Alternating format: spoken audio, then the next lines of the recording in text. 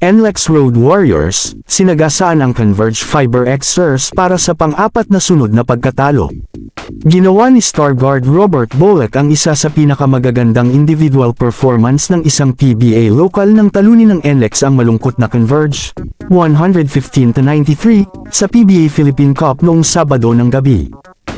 Ang prolific playmaker ay gumawa ng isang buzzer-beating triple para umiskor ng bagong career high na 46 points sa 17 of 25 shooting, 8 assists, 5 boards, at isang turnover lamang sa mahigit 34 na minutong paglalaro para pamunuan ang Road Warriors sa kanilang ikalawang panalo sa loob ng 4 na araw.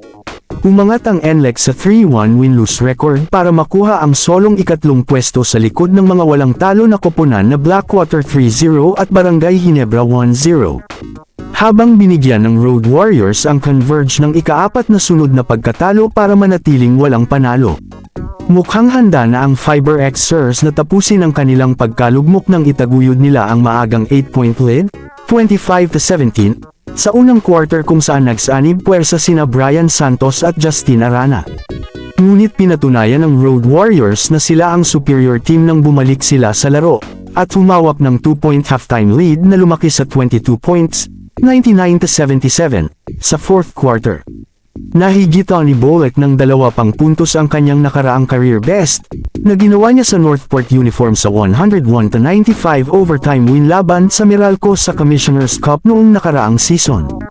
Nag-apoy din si Robbie Herndon kung saan 12 sa kanyang 17 points ay ginawa niya sa fourth quarter, para tulungan ang Road Warriors na makalayo.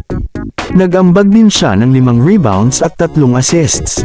Nagtapos din sina John Nermal at Baseramer sa double figure scoring, na may 13 at 10 points, ayon sa pagkakasunod-sunod. Pinangunahan ni Arana ang Fiber Xers na may 20 points, 5 rebounds, 3 assists, at 1 block sa loob ng 33 minutes na playing time.